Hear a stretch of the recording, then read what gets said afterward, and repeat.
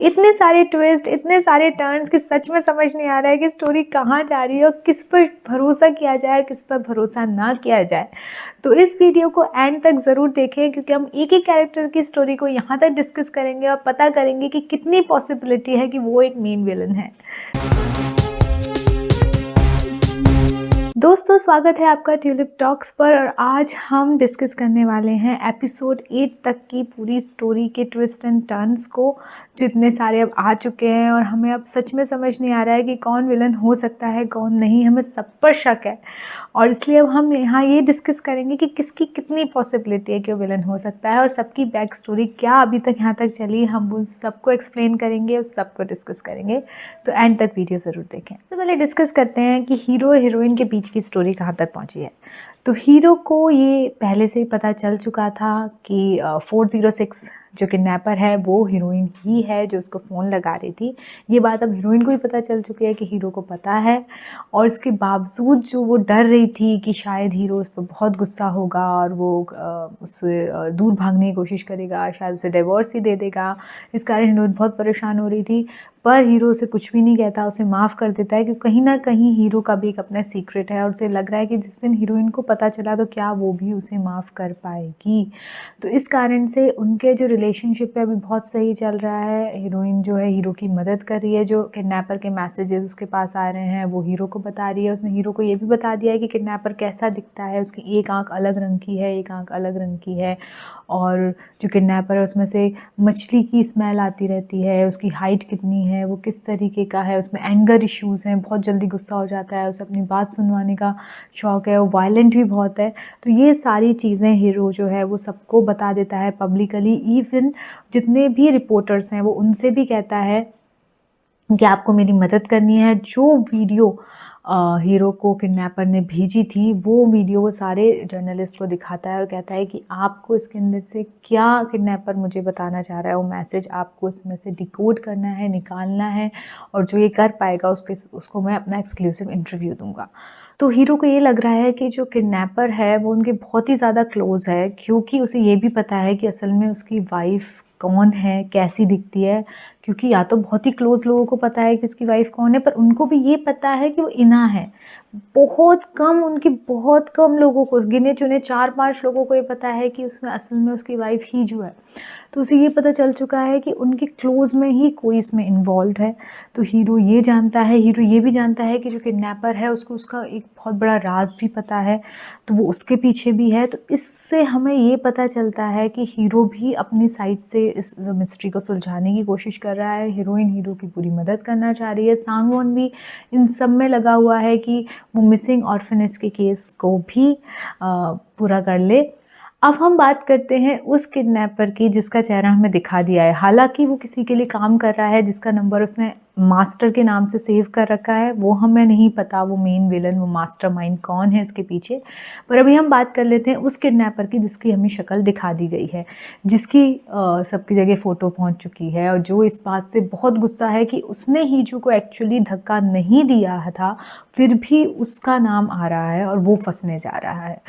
तो इसका मतलब ये है कि वो जो किडनैपर है वो किसी के लिए काम कर रहा है, यस, पर धक्का उसने नहीं दिया। ये बात वो हीजू को भी बताता है, पर उसको इसके ऊपर कोई विश्वास नहीं होता। तो अब उस किडनैपर के बारे में कुछ जो चीज़ें देख लेते हैं। उसकी एक आंख अलग है। ये जो जैसे ही ये पहुंचता है सबके बीच में, तो इसलिए उसके माँ बाप भी पहचान गए। सांगवोन भी कहीं ना कहीं विला में उससे मिलता रहा था, तो उसे भी पता है कि उसकी आंखें कैसी दिखती थी, थोड़ी अलग तरह की थी। और उसी बच्चे के सिम्टम दिखाए थे कि बहुत वायलेंट था, उसे लोगों को टॉर्चर करने में, मारने में बहुत मज़ा आता है। तो हो सकता है कहीं ना कहीं उसने ऑर्फनेज के बच्चों को मार दिया हो। और जो चेयरमैन पार्क थे, जो असल में जो उनके ग्रैंडफादर रहे, मतलब असली सायोन के जो ग्रैंडफादर रहे, उसको ये चीज़ नहीं पसंद थी, उसे प्रेसिडेंट बनना था, उसे दबा होगा उसके पूरे कैंपेन के ऊपर, उसकी पूरी फैमिली के ऊपर, वो कभी जीत नहीं सकता। तो शायद उसने उसे मरवा दिया और उसको रिप्लेस कर दिया जो अभी जो सायोन है उसके साथ। हो सकता है जो अभी सायोन है उसी का बेटा रहा हो, उसका असली बेटा नहीं, उसका इलेजिटिमेट सन रहा हो। तो हो सकता है उसने उस बेटे के साथ उसको रिप्लेस करवा दिया जिसकी केयर टेकिंग एक मछुआरा की जो था, जो ऐसे फ़िश सप्लाईज़ की दुकान चलाता था, वो उसकी केयर टेकिंग कर रहा था चेयरमैन पार्क की तरफ से। बाद में वो उसको वापस सौंप देता है। तो किडनैपर के दादा ने, चेयरमैन ने उसे मारने की कोशिश की। ये चीज़ हीरो ने भी अपने बचपन में देखी है कि जब वो नींद में से उठकर आता है तो देखता है कि एक बच्चे को डुबाने की कोशिश चेयरमैन कर रहे हैं। तो हो सकता है बच्चा वही है जो किडनैपर है, और इसके बाद वो बच जाता है। यही चीज़ जो मछुआरा है वो फ़ोन लगा के हीरो के ऑफ़िस में बताता है कि दैट ही इज़ अलाइव, वो ज़िंदा है, और इसलिए हीरो से मिलने भी जाता है। तो किडनैपर की स्टोरी जो हमें यहाँ तक समझ में आ रही है वो ये कि वो किसी न किसी तरीके से जो है उसे मारने की कोशिश की गई, पर उसके बर्न मार्क्स देख के लगता है कि शायद उसे जलाने की कोशिश की गई, वी आर नॉट श्योर। पर हाँ, उसे डुबाने की कोशिश तो की गई थी, हमें नाटक में दिखा दिया गया है। जो किडनैपर है वो सायोन से बहुत ज़्यादा नफ़रत करता है, ये इसमें दिखाया गया है कि जब वो उससे मिलने जाता है तो इस चीज़ तक से उसे नफ़रत हो जाती है कि उसमें से खुशबू भी कितनी अच्छी आ रही है, कि मतलब he is living a luxury life, इतनी अच्छी लाइफ जी रहा है कि इसमें से अच्छी खुशबू आती है, कोई एक मार्क नहीं है उसकी बॉडी पे जितने किडनैपर के है, और उसमें से तो मछली जैसी गंध आती रहती है, पता नहीं कहाँ पड़ा हुआ है, कैसी ज़िंदगी जी रहा है। जो ज़िंदगी उसकी होनी चाहिए थी वो इस समय हीरो की हो चुकी है। तो असली जो सायोन, जो किडनैपर है, उसको ये चीज़ बिल्कुल पसंद नहीं आती। तो इस कारण से भी हमें यकीन होने लगा है कि वही असली सायोन है। हालाँकि एकदम लिख कर यहाँ पर नहीं दिया है नाटक में, पर हमें ये ज़रूर बता दिया है कि जो हीरो है वो उनका असली बेटा नहीं था, क्योंकि डीएनए मैच किया गया था। ये चीज़ इना को शादी से पहले पता चली, इसलिए वो शादी से भाग गई, और ये बात वो बाद में आके हीजो को भी बताती है। पर हीजो को उससे कोई फ़र्क नहीं पड़ता, क्योंकि उसके लिए हीरो का वो कहाँ से आया है, उसकी फैमिली का क्या बैकग्राउंड है, उससे उसे कोई फ़र्क नहीं पड़ता। और उसके बाद हमें ये भी बताया गया है कि ये चीज़ जो है वो इना के फादर को, मतलब हीरोइन के स्टेप फादर को भी पता थी। तो अब बात करते हैं डीयूजे की। डीयूजे वही है जो कि हीरो का सबसे ट्रस्टेड असिस्टेंट। डीओजे वही है जो कि हीरो का सबसे ट्रस्टेड असिस्टेंट है, जिसने यहाँ तक उसकी मदद करी है। तो उस पर शक इसलिए हो रहा है क्योंकि लास्ट एपिसोड में ऐसा लगता है कि डीओजे जानबूझकर उसको उस विला में भेजता है, और उससे जाते समय उससे पूछता भी है कि क्या इस लोकेशन को सुन के तुम्हें कुछ याद आ रहा है, जैसे। तो इससे ऐसा लगता है कि इससे डीओजे को कुछ पता है, और इस कारण भी हमें उस पर शक है, क्योंकि जिस सीन के अंदर हीरोइन नीचे गिरती है तो दिखाया जाता है कि काला कपड़ा, मतलब काले कपड़े जिस व्यक्ति ने पहने हुए हैं उसको धक्का देता है, क्योंकि जिसने धक्का दिया उसके हाथ पे काले कपड़े दिखते हैं। और ऐसे काले कपड़े उस समय डीयूजे ही पहना हुआ था। हालांकि ड्रामा में हमें कहीं पर भी कुछ इस बारे में नहीं बताया गया है, पर ऐसा सब लोगों का मानना है, और इतने ज़्यादा अब इसके ऊपर बात हो रही है, चर्चा हो रही है कि शायद डीयूजे जो है वो उसका ट्विन ब्रदर है, वो जो ट्विन ब्रदर मिसिंग केस था, और वो यहाँ पर बदला लेने आया है हीरो से। क्योंकि अब बात कर लेते हैं हीरो और हीरोइन के क्लोजेस्ट फैमिली मेम्बर्स के बारे में, कि उनमें से कोई हो सकता है। तो पहले बात करते हैं हीरोइन की माँ की।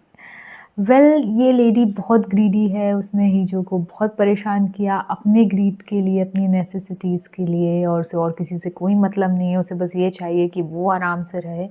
तो हमें यहाँ ये नहीं लगता कि वो इन्वॉल्व होगी, और हमें हीरोइन की माँ पर शक इसलिए भी नहीं है क्योंकि अगर उसे ये पता होता कि सायोन उनका असली बेटा नहीं है तो हीजो की शादी कभी वहाँ होने ही नहीं देती, क्योंकि उसके लिए तो उसका ऐशो आराम पहले है। तो इसलिए अभी के लिए तो हमें हीरोइन की माँ पर शक नहीं है। आगे एपिसोड्स में क्या होता है देखते हैं। अब बात करते हैं हीरोइन की बहन, बड़ी बहन इना। तो इना जो है वो इन्वॉल्व हो सकती है अगर किडनैपर जो है उसका वो मरा हुआ भाई है, जो मतलब उन्हें लगा कि मर गया था उस एक्सीडेंट में, क्योंकि उसके कुछ यहाँ पर मार्क्स हैं। क्योंकि कुछ लोगों का ये भी मानना है कि शायद किडनैपर वो भाई है जो इना का मर गया था, इना उसके साथ मिलकर कुछ बदला लेने की कोशिश करी, पर इसकी पॉसिबिलिटी बहुत कम है, क्योंकि बहुत जगह हमें दिखाया जा चुका है कि कितना वो सायोन से नफ़रत करता है, कितना उसकी माँ भी जो है उसको एक मैसेज भेजती है असली सायोन को, एक वीडियो इंटरव्यू के थ्रू, कि तुम चिंता मत करो, मैं तुम्हें हमेशा की तरह अभी भी प्रोटेक्ट करूँगी, तो तुम्हें डरने की कोई बात नहीं है। वैसे पता चलता है कि शायद ये थ्योरी इतनी भी काम की नहीं है, तो इसलिए इना इसमें इन्वॉल्व होना मुश्किल है। अभी भी हमें कुछ एपिसोड्स को देख के लग रहा है कि शायद वो जेन्युइनली हीजू की मदद करना चाहती है। उसको जैसे ही पता चला कि वो उनका असली बेटा नहीं है, वो वहाँ से चली गई और अब वो वापस आई है हीजू की जेन्युइनली मदद करने के लिए। पर वो फिर भी अचानक से इसी टाइम पर लौट कर क्यों आई है जब किडनैपर ने सारे काम करने शुरू करे? कि इना का इस समय आने का ही कारण क्या था और वो कितना इस चीज़ में इन्वॉल्व है, पर अभी तक तो वो इतना इन्वॉल्व नहीं दिख रही है। अब बात करते हैं हीरोइन के स्टेप फादर की। अब हमें ये पता चला, अभी तक तो उसका हमें जो रोल दिखाया था एक बहुत ही जॉली गुड इंसान का दिखाया था, हमेशा खुश रहने वाला, खुश मिजाज इंसान और बढ़िया सा। अब हमें उसकी एक डार्क साइड देखने को मिली है, जिसमें बताया गया है कि उसे बहुत कुछ पता है और बहुत कुछ वो देख कर आया है और अब बहुत कुछ वो करने की धमकी भी दे रहा है। तो जो हीरोइन के स्टेप फादर हैं, उनकी स्टोरी अभी तक ये है, मैं शुरू से लेकर एंड तक अभी तक यहाँ तक ये बता देती हूँ कि वो एक बहुत बड़े मीडिया हाउस के मालिक हैं। और जब उनके बच्चों का एक्सीडेंट होता है, इना का और हीजू का और उसके बेटे का, और वो उसमें मारे जाते हैं, वो उसके अंदर लग जाता है इन्वेस्टिगेशन में कि वो कौन लोग थे जिन्होंने ये सब कुछ किया। और इना ये चीज़ पूछती भी है कि आप ये पूछ रहे थे फिर अचानक से आपने क्यों रुक गए। तो हमें एक सीन दिखाया जाता है जहाँ पे गन लेके चेयरमैन के सामने खड़ा होता है। तो पॉसिबिलिटी ये है कि चेयरमैन ने ही एक्सीडेंट करवाया था। क्यों करवाया था ये हमें नहीं पता, पर चेयरमैन ने एक्सीडेंट करवाया था। और उसके बाद वो चेयरमैन के ऊपर गुस्से में गन तानता है और उनके बीच में फिर एक कॉन्ट्रैक्ट होता है। उस कॉन्ट्रैक्ट के थ्रू ये किया जाता है, चेयरमैन वचन देता है कि किसी भी वक्त कोई भी चीज़ मैं तुम्हारी पूरी करने के लिए तैयार हूँ। और आगे उसकी फैमिली पर भी वो पॉइंटिंग है। उसको भी नहीं पता कि कौन वापस आया है, तो हो सकता है ही इज़ नॉट इन्वॉल्व्ड, पर आगे क्या होगा वो हमें नहीं पता। पर हमें इतना तो पता है कि हीरो के मतलब जो हीरोइन के जो स्टेप फादर हैं, ये बहुत ज़्यादा गुस्से में है इस फैमिली को लेकर। उन्होंने उसका बहुत कुछ लिया है, उसके बेटे को ले लिया है, उसकी बेटी को बहरा कर दिया है। जो उसकी एक स्टेप बेटी है, उसको भी एक अच्छी लाइफ नहीं मिली है वहाँ पर। तो वो कहीं ना कहीं इस चीज़ से गुस्सा है, पर उसको ये भी नहीं पता कि किडनैपर कौन है। इसके बाद बात कर लेते हैं हीरो के फादर और मदर की। तो फादर इन्वॉल्व नहीं हो सकते इसलिए क्योंकि उसके लिए उसका पॉलिटिकल कैरियर बहुत ज़्यादा इम्पॉर्टेंट है। वो नहीं चाहेगा कि ये सब चीज़ें उस समय हों जब उसका प्रेसिडेंशियल कैंपेन चल रहा हो, क्योंकि उसके लिए एक मेजर चीज़ यही है कि वो किसी भी तरह प्रेसिडेंट बन जाएगा। अगर उसे ये सब कुछ करना होता तो उसके बाद करता है, ऐसे बहुत पहले कर चुका होता। तो हमें ये नहीं लगता कि वो इन्वॉल्व है। वैसे भी वो उसका बेटा मर गया, इस चीज़ के वो बहुत खुश था कि हमें आज़ादी मिली, तो वो क्यों वापस उसको प्रोटेक्ट करके रखेगा और वापस लेकर आएगा बदला लेने के लिए। तो हम इसलिए नहीं लगता। बाकी हमें जो मेन कैंडिडेट यहाँ पर लग रही हैं वो लग रही हैं हीरो की स्टेप मदर, क्योंकि वो अपने बेटे से बहुत प्यार करती थी, चेयरमैन से नफ़रत करती हैं। ये भी हम बता चुके हैं, हीरो से भी उसे कोई लगाव नहीं है। वो कहीं ना कहीं अपने बेटे को शायद उसको बचा कर ले आई और उसको फिर बाद में प्रोटेक्ट करती रही कि जिस समय मौका मिलेगा हम दोनों मिलकर ये काम करेंगे। तभी वो उसकी बात सुनता भी है क्योंकि वो उसकी माँ है। ओके, तो सारे प्रोस्पेक्ट्स को डिस्कस करने के बाद हम इस नतीजे पर पहुँचे हैं कि जो टॉप 2 जो हमें लग रहे हैं जो हो सकते हैं इसके पीछे मास्टरमाइंड, वो है डीयूजे, हीरो का असिस्टेंट, या उस हीरो की स्टेप मदर जो कि असली सायन की असली माँ है। तो देखते हैं आगे एपिसोड्स में क्या होता है। उसके लिए स्टे ट्यून्ड। प्लीज़ मुझे सब्सक्राइब कर लीजिए, बेल आइकन को प्रेस कर लीजिए। आगे की सारी अपडेट्स आपको मिलती रहेंगी। आगे जैसे जैसे नए नए खुलासे होंगे हम उसको डिस्कस करते रहेंगे। तब तक के लिए बाय।